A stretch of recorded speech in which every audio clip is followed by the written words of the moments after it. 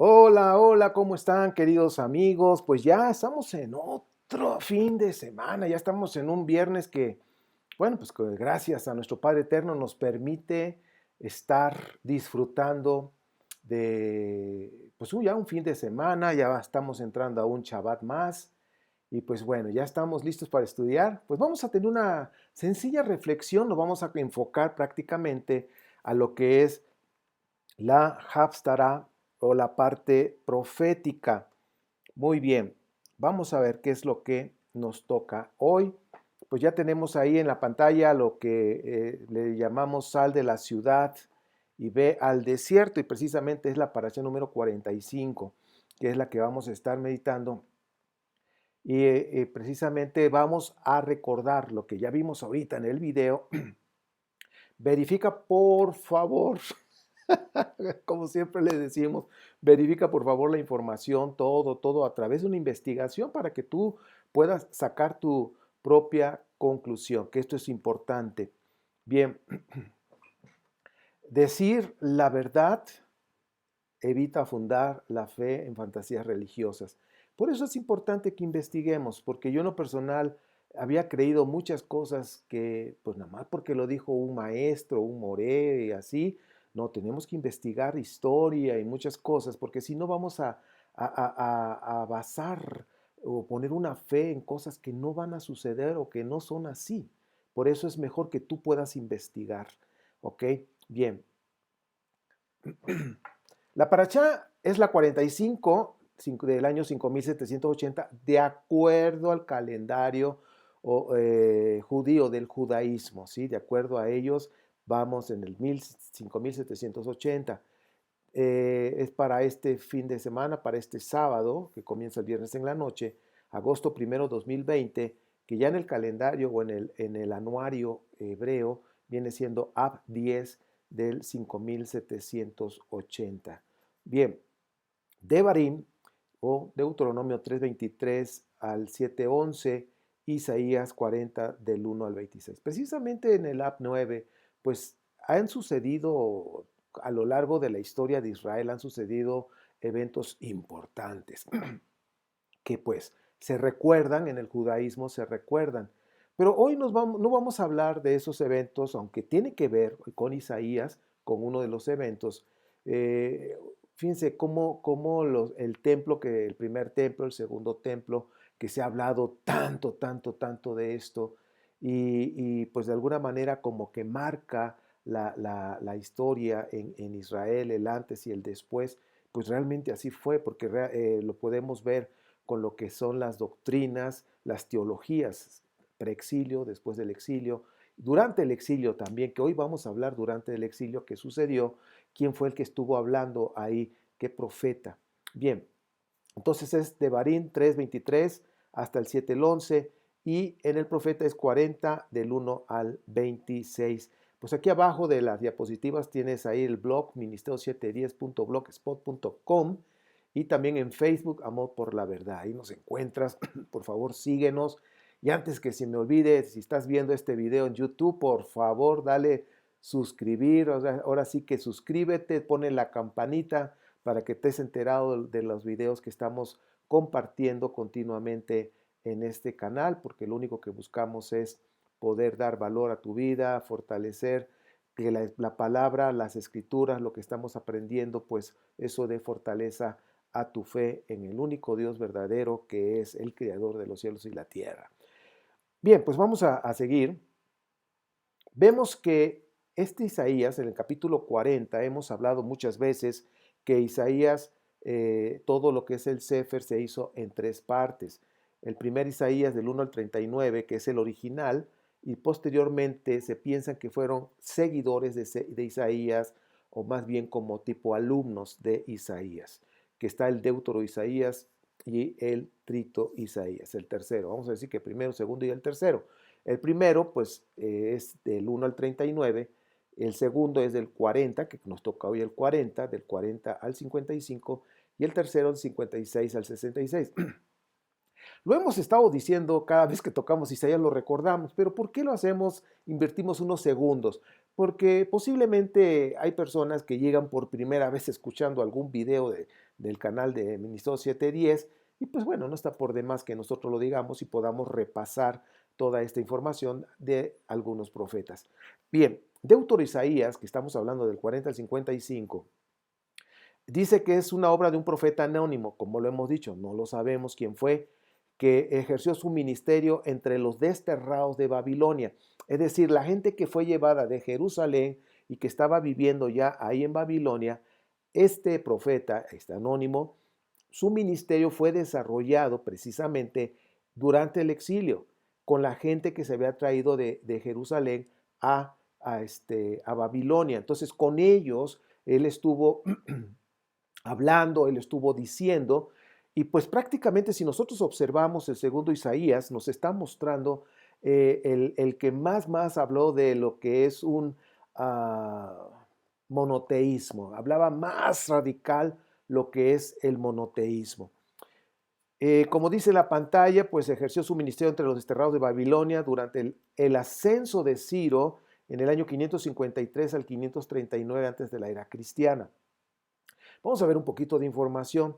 Los judíos deportados, es decir, todos los que fueron desterrados, llevados, había 3 categorías aproximadamente, ahora sí que se podría pensar que hubo esos 3, y de alguna manera nosotros podemos ver que había los aislados, ¿sí? Que estaban en su nueva patria, porque ya estaban en Babilonia, estaban aislados, los resignados sin esperanza, o sea, ya estaban, ya no tenemos esperanza alguna, ya hasta aquí se acabó, ya estaban resignados, como dice ahí la frase, pero había otro grupo, un tercer grupo, los que resisten, los que no se dejaban y pues mantienen su identidad y sueñan con un retorno. Precisamente con ese grupo tenemos que ir pensando cómo fue que se fue formando con esas fuentes, se fue formando también lo que conocemos como la Torá. Ok, acuérdense que fue durante el exilio que se copilaron esas fuentes, ya lo hemos platicado en otras enseñanzas. Entonces recuerden esas tres grupos, los que se instalaron en la nueva patria, y pues ya estamos aquí, pues órale, vámonos para adelante, vámonos, pum, pum, pum, a trabajar, a hacer una vida aquí. Pero había otros que ya estaban resignados, no tenían esperanzas, y había otros precisamente los que resisten y no querían perder su identidad. Bien, y estas personas que estamos viendo en este grupo, pues bueno, ya nos identifica quiénes son. Ahora, miren, vamos a seguir. Había una esperanza por parte de los exiliados en Babel de regresar a su tierra, pero era necesario abandonar los dioses de la ciudad para encontrarse con el Dios del desierto. Es decir, cuando fueron llevados allá a lo que es Babel o Babilonia, tuvieron que adaptarse, pero en esa adaptación, en lo que estuvieron, ¿qué vieron? Pues vieron personas diferentes, con mentalidad diferentes, costumbres diferentes, pero también vieron dioses que no habían conocido. Entonces vieron cómo adoraban a esos dioses, qué hacían, sus ritos, y de alguna manera les llamó la atención y empezaron también a acercarse para poder hacer lo que ellos hacían. Por eso, de alguna manera, dice Deuteronomio, cuando ya se editó en el exilio, dice, tú no hagas lo que los demás hacen, ¿sí? Entonces, porque traían ya costumbres. Cuando ya regresaron, ya vamos a hablar un poquito después del exilio, que ya regresaron a Jerusalén, por supuesto que traían costumbres de Babilonia, ya traían todas esas maneras de adorar. Incluso Ezequiel habla de que se ponían en la puerta del templo a llorar a Tamuz y otros adoraban al sol. Se volteaban, eran como 25, ya lo habíamos visto. Entonces, si te das cuenta, todo esto se tuvo que confrontar, ahora hablando del exilio, durante el exilio, que el segundo Isaías fue su ministerio, fue lo que vio y pues de alguna manera comenzó. El capítulo 40 viene siendo su primer capítulo que él escribió. Entonces, aquí hay un mensaje interesante. Y dice, ir al desierto también significa abandonar la idolatría para buscar al único Dios. Entonces, estaban en una ciudad, vivir en una ciudad es muy diferente que vivir en el desierto. Entonces tenemos que ir entendiendo cómo era la vida en el desierto, cómo era la vida en una ciudad. Vemos aquí en la pantalla el desierto de Judá, de veras que es un desierto amplio, caliente, como lo hemos dicho en otras ocasiones. Es un calor tremendísimo que te agota, te debilita y tienes que estarte hidratando. Y vemos que de acuerdo a las escrituras, el relato nos muestra de la Biblia que Yahvé, el Dios de los judaítas, eh, estos judaítas en un principio, antes de ya de volverse sedentarios en su historia, antes ya de establecerse en un lugar, pues nos muestra los relatos que tenían a un Dios del desierto, precisamente conocido como Yahvé, Jehová, Yahvé, Jehová, eh, Yahweh, ¿ok? Y pues en los territorios de Edom lo conocían como Yahu, ¿sí?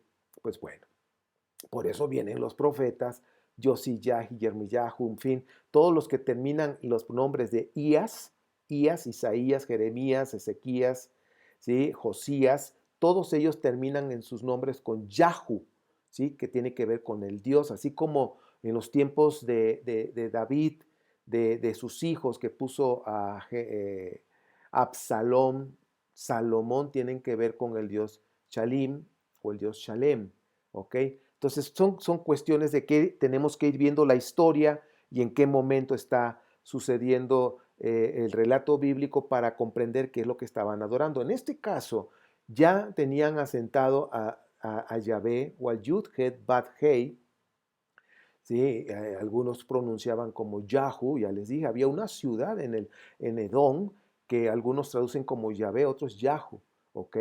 Bien, entonces el Dios del desierto, Yahvé, el Dios guerrero, ¿sí? Pero el Dios guerrero, Yahvé, no acepta sacrificios humanos, también lo hemos platicado en otros puntos. Sigamos, porque ese no es el tema, si no, pues agarro un monte y me empiezo yo a desviar. Cuando estamos hablando de Isaías 43, pues bueno, antes de llegar a 43, pues vamos a leer el contexto del 1. Dice, consuelen, consuelen a mi pueblo, declara su Dios. Hablen al corazón de Jerusalén y grítenle, porque se ha colmado de violencia, se ha complacido en el pecado y ha recibido de la mano de Yahvé el doble por todos sus pecados.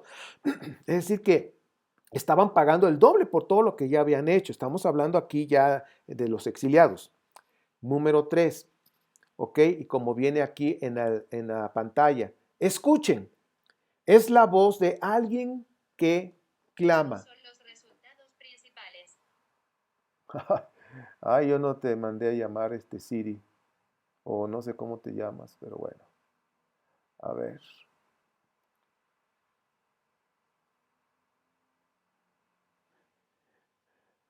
¿Qué ven? ¿Cómo ven?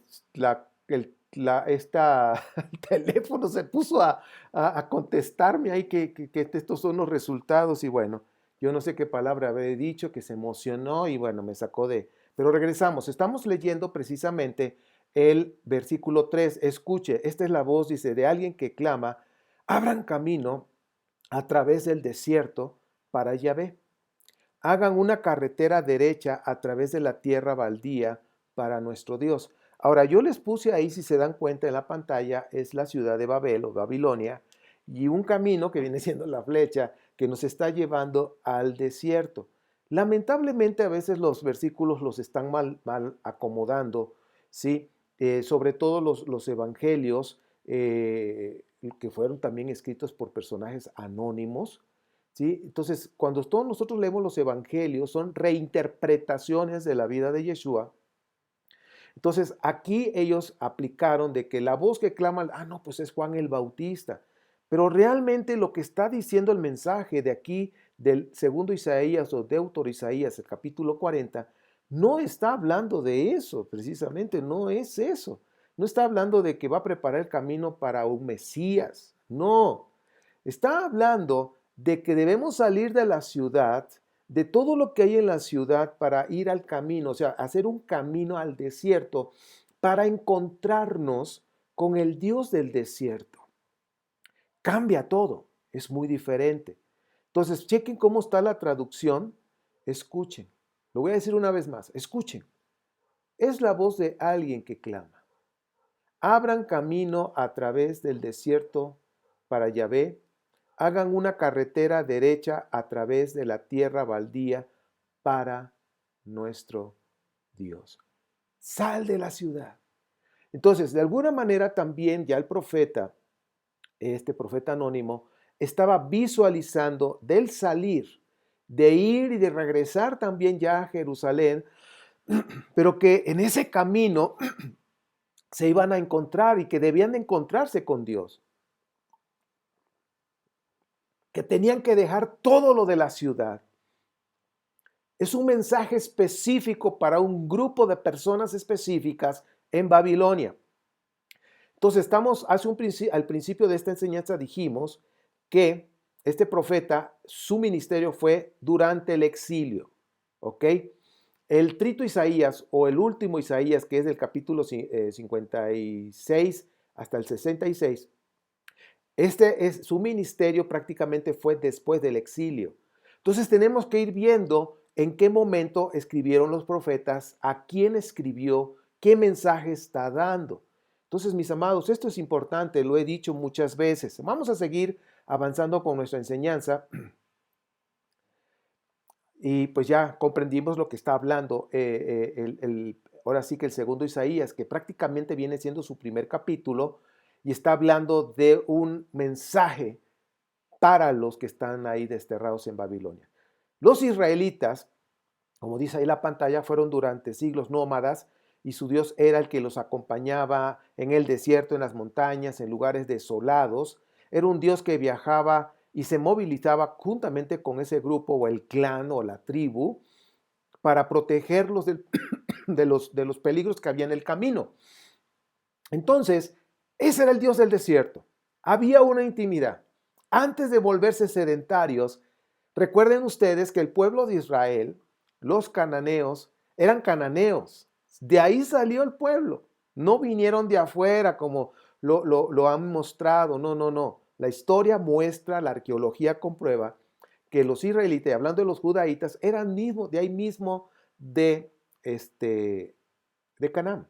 Bueno, pero como ahora sí que toda la tierra de Canaán es amplia, por decirlo así, entonces se movían, había nómadas, ¿sí? Beduinos como le llaman, que se movían, que tenían ciertas rutas en ciertas épocas para llevar sus animales, no se quedaban en un lugar fijo, iban comiendo lo que encontraban en el camino, por eso ya tenían sus rutas, hasta que llegó el momento que se volvieron sedentarios, cuando ya realmente pues la agricultura los hizo quedarse en un lugar y eso hizo que se formara ya una ciudad, ¿ok? Ahora, el Dios de los israelitas era especialista en problemas del desierto. Ahora, comprendamos, el Dios del desierto, ese era el Dios que ellos tenían, ¿sí? Y después que se establecieron, siguieron creyendo en el Dios del desierto, sin embargo, también entraron en ese enoteísmo, en esa monolatría, que sabían que había otros dioses y como lo hemos dicho, la misma Torá lo dice en Deuteronomio, lo dice Éxodo 20, lo dice Deuteronomio 5, no tendrás otros dioses fuera de mí, o sea que están reconociendo que había otros dioses, eso es enoteísmo. Entonces, el Dios de los israelitas, el Dios de este grupo, y sobre todo los judíos, los judaítas, que tenían a Yahvé, el Dios del desierto, pues los cuidaba en caso de ataques de otras tribus. Ellos confiaban que los cuidaba el Dios del desierto, que les ayudaba a encontrar agua en el camino, que mandaba plagas de acuerdo a la tradición oral de que todos los enemigos, y sobre todo en la salida de Egipto, de acuerdo al relato bíblico de Éxodo, que mandó las plagas, en fin, para poderlos proteger y también para sacarlos de ese éxodo. De alguna manera también el Isaías estaba visualizando de que iban a salir también de este Babilonia como otro éxodo, que iban a regresar, iban a pasar por ese desierto, pero que tenían que encontrarse con el Dios del desierto y que tenían que dejar todo lo que habían aprendido de Babilonia, de los dioses y eso, que realmente no sucedió así. Era el deseo del profeta. ¿sí? El deseo de Dios a través del profeta lo estaba manifestando, pero no sucedió así, no sucedió así, ¿ok? Vemos aquí en la pantalla de las plagas, cómo Dios protegió, de acuerdo al relato del Éxodo, al pueblo en Éxodo 13:21, capítulo 17, 1 y 8, capítulo 16, todo completo, el capítulo 19 del 16 al 19 y capítulo 21, 22. Podemos ver ahí también esos relatos. Bien, seguimos avanzando. Cuando pasaron de nómadas a sedentarios, pues ahí fue la situación donde empezaron ya a no tener, no solamente tener al Dios del desierto, sino que ya cuando se volvieron sedentarios y formaron una ciudad, ahora sí, por la cuestión de la agricultura, que alguien cuidara, que alguien buscara a Dios, se hicieron los sacerdotes, un lugar de reunión que fue los templos, en fin, todo eso se empezó a formar en una ciudad. Entonces, ya no era solo el Dios del desierto, sino que había otros dioses, había otras figuras. Si tú lees el capítulo 40, habla de la idolatría, habla de figuras de madera, habla de pues, figuras talladas, en fin, labradas, habla de idolatría. ¿Ok? Tú lees el capítulo 40, está hablando y dice, tú tienes una confianza en esos ídolos, pues no hacen nada. Entonces, ese era el peligro. Cuando ya se volvieron sedentarios, ¿sí? Fue cuando entró prácticamente la idolatría, entró el enoteísmo, monolatría, en fin, cuando se volvieron sedentarios. Bien, cuando se volvieron sedentarios tuvieron contacto con la población urbana, y pues que la población urbana estaba más evolucionada en agricultura, ya tenían técnicas para cultivo, para riego, todo eso. Los pobladores también conocían de qué manera tenían que hacer para obtener los resultados máximos en agricultura, para poder vivir del fruto del campo, y por eso tenían que hacer ciertos ritos a sus dioses para que tuvieran buena cosecha, que hubiera lluvia, que los animalitos podían procrear y crecer gorditos bien. Entonces tenían que hacer ciertos sacrificios para los dioses, para tenerlos contentos, para tener la bendición de los dioses. Entonces eso es lo que estamos viendo en lo que sucede en una ciudad. Bien. El mensaje de este deutero Isaías es para los desterrados, como estábamos hablando desde un principio, de los que estaban en Babel, y que al paso de los años ya estaban adorando otros dioses que la ciudad de Babel o Babilonia tenían. Entonces ellos se dejaron influenciar por lo que el pueblo de Babel o Babilonia estaban haciendo. Cuando ellos fueron desterrados de Jerusalén y llegaron a Babilonia y vieron, pues, cómo vivían, cómo cultivaban, qué comían, a qué Dios les clamaban, hacían sacrificios para que tuvieran buenas cosechas, que les fueran muy bien, quién eran sus dioses, cómo lo adoraban, qué sacrificaban, en fin, todo eso empezó a influenciar a los desterrados que llegaron a Babilonia. ¿Ok? Eso le tocó ver a Isaías, al segundo. Entonces, se dejaron influenciar y por eso te está diciendo, dejemos la ciudad, dejemos las costumbres, dejemos la idolatría y vayamos por el desierto, hagamos un camino al desierto, hagamos ese propósito de ir al desierto para encontrarnos con el Dios que originalmente nos estuvo guiando en el desierto y adorar un solo Dios. Es por eso que tú vas a ver que aquí en Isaías, el segundo, es el más monoteísta de los tres. ¿Ok?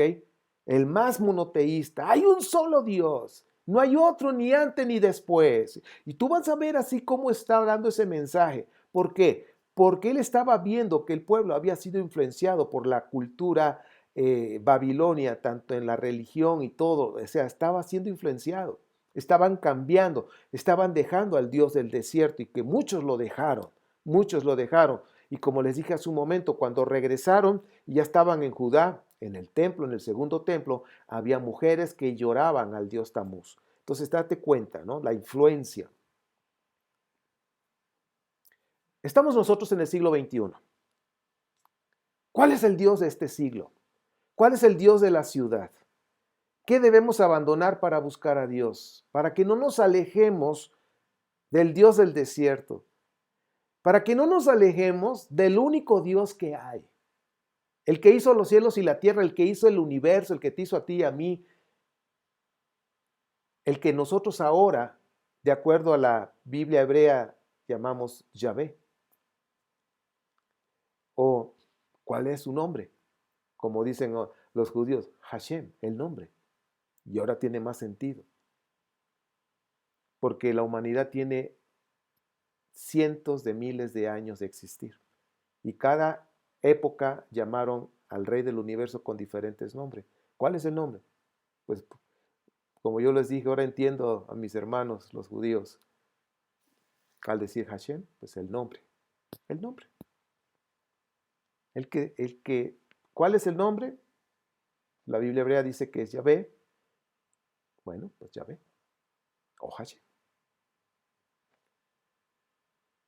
Estamos en el siglo XXI.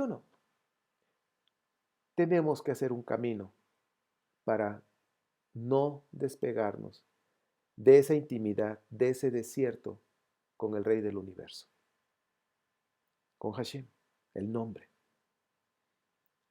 De mantener esa intimidad con Él, que pase lo que pase, no perdamos eso.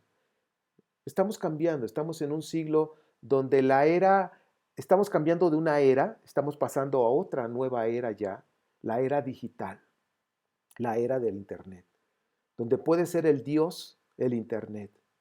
¿Sí? Ponte a pensar, un día sin teléfono. ¿O qué pasa cuando te vas al trabajo y dejas el teléfono en tu casa? ¿Cómo te sientes? ¿O cómo nos sentimos? Dijo el otro. Y hay personas que a veces traen el teléfono y no se despegan del teléfono. Yo a veces tardo en contestar algunos mensajes que me mandan porque evito traer tanto el teléfono en la mano, porque pierdo mucho tiempo, de veras, contestando, y a veces me toca sentar y me paso 15, 20 minutos, hasta la mano me duele. ¿Sí?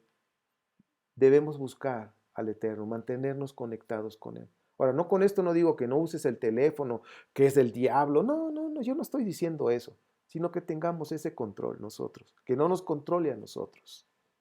El Dios del siglo XXI, estamos en la era digital, totalmente digital. Estamos aprendiendo muchas cosas para poder estar más o menos al día. Para nosotros, como dice en la pantalla, ¿qué debe significar salir de la ciudad e irnos al desierto? Mantenernos en ese contacto, en esa intimidad con el Rey. No dejemos que nos envuelva los dioses de la ciudad. ¿Ok? Sí. Y tampoco estoy diciendo que nos las pasemos todo el día orando, cantando, alabando a Dios. No. Llevemos una vida normal, pero no dejemos que los dioses de este siglo nos controlen, que el Internet, el Facebook y tantas cosas que hay nos distraigan.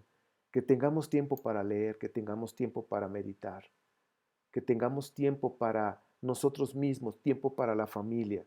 Hagamos ese camino para el desierto, para buscar al Rey del universo. Ese es el mensaje que yo en lo personal abrazo en este mensaje de Isaías, porque estamos en una ciudad y hay mucha distracción. Y muchas veces eso nos hace alejarnos, nos enfría. No perdamos la fe, no perdamos el contacto con el Eterno. Mantengámonos en nuestra mente conectados con el Rey, conectados en honrarle, conectados para honrarlo en cada momento, cada segundo de nuestra vida. Bien, pues esto es lo que tenemos para esta tarde, para este Shabbat.